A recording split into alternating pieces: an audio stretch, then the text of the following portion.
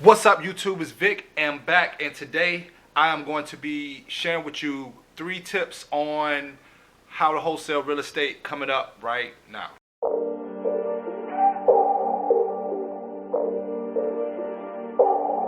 Okay, what's up, YouTube? I'm back. I know it's been a minute since I've been on here, but I am doing wholesale real estate now.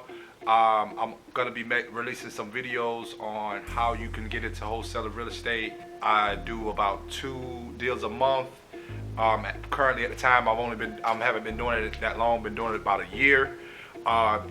Currently, I'm doing about 2 deals a month, and basically, what I'm gonna be doing is I'm gonna be sharing with you how I find these deals.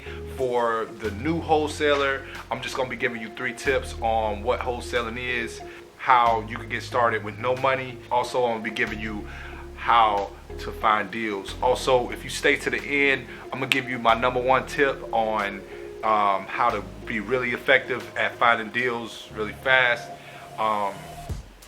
Yeah, if you stay to the end. Also, don't forget, hit that subscribe button, smash the notification button so that you could get notified when I drop more videos. I will be dropping more videos. I'm gonna try to drop a series on how to really get deep down into these deals and how to get the deals and how to make them work, and I can show you how to I'm gonna be showing how to do the contracts, all that, whatever. So please subscribe to the channel and you'll get more videos on that. All right, #1, what is wholesaling real estate?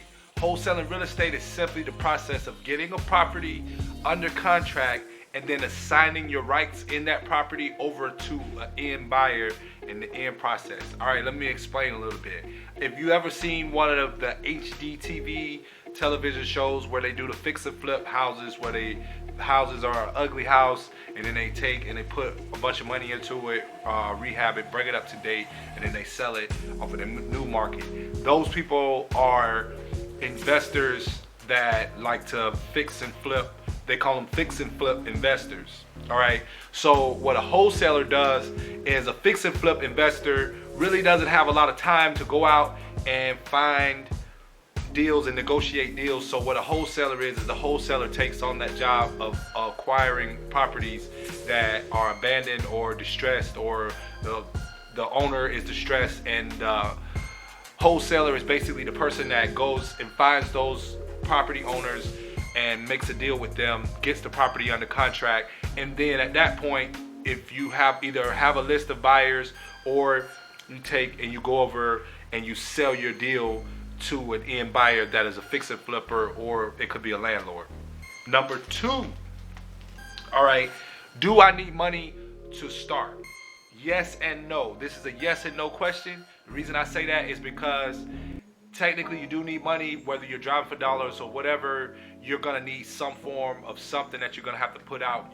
The least amount of money that you have to put into acquiring a deal, the more effort you're gonna have to put into it. That's just basically what it is. If you don't have a lot of funds up front, you're just gonna have to put in a lot more legwork and a lot more time, a lot more energy into finding the one deal that can get you in the door, because that first deal could change the whole course of how you do future deals. So it's very important to basically know where you're at and know what you can do and be able to get in the way that it's best for you to get in, and that way you know what process you need to learn before you get started. So to me, that's an important thing to know, is whether you have the money. A person that has money, that has a little bit of money to put into it off rip, is going to be in a little bit better position. It's going to be a little bit easier for them to get their first deal and make some money off rip, just because they have the funds to make it happen. #3, how do I find deals?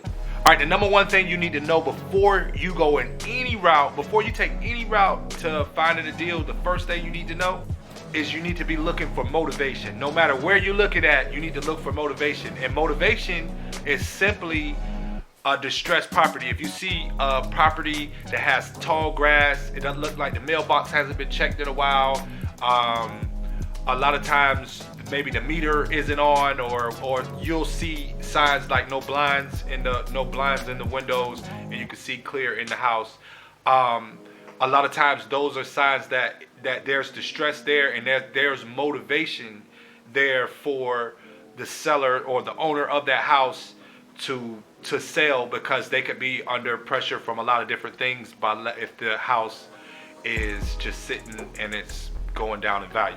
Okay, all right, but the ways that you can find deals: one, driving for dollars. That's when you just get in your car and you drive around neighborhoods that you know of, and you just look for properties that look distressed, like I just explained a minute ago. Number two is to buy a list. You could go on PropStream, you could go on a few different websites online. I'm not gonna really say a bunch of them out there, but if you wanted to buy a list of properties, that is an effective way that people use. I actually buy a list that I send SMS text out to, and I actually do cold calling. So buying a list is pretty effective.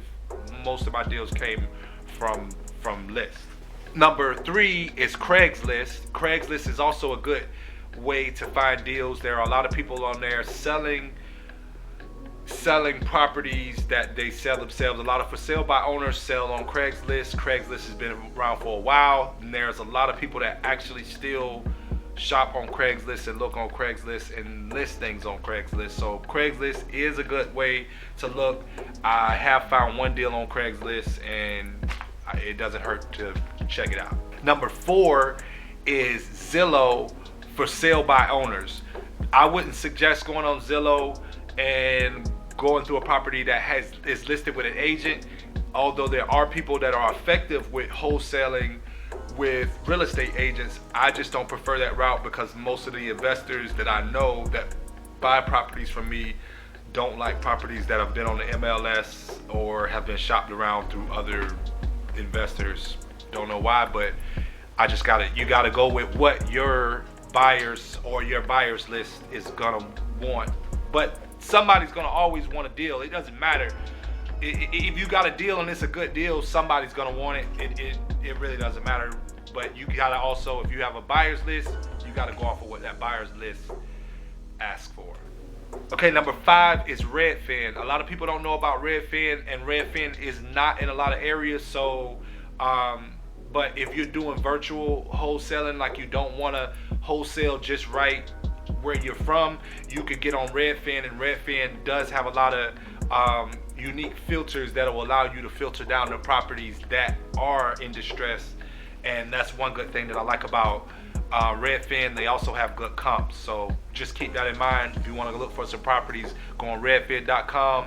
You can put in zip code and go down to the filters and filter it down to what you want to filter it down to as far as properties you want to buy. 6 is one that a lot of people don't mention a lot, but it's a good way to go as far as if you don't have a lot of money and you want to just drive around and get some easy calls and some easy leads on properties. Look at for rent signs. When you're driving through neighborhoods and you see signs of properties that are for rent, sometimes just call those numbers, because those are landlords and it's a direct line to a landlord, and they may not want to sell that property, but they may do want to sell that property. You never know. They might have had it for 10 or 15 years.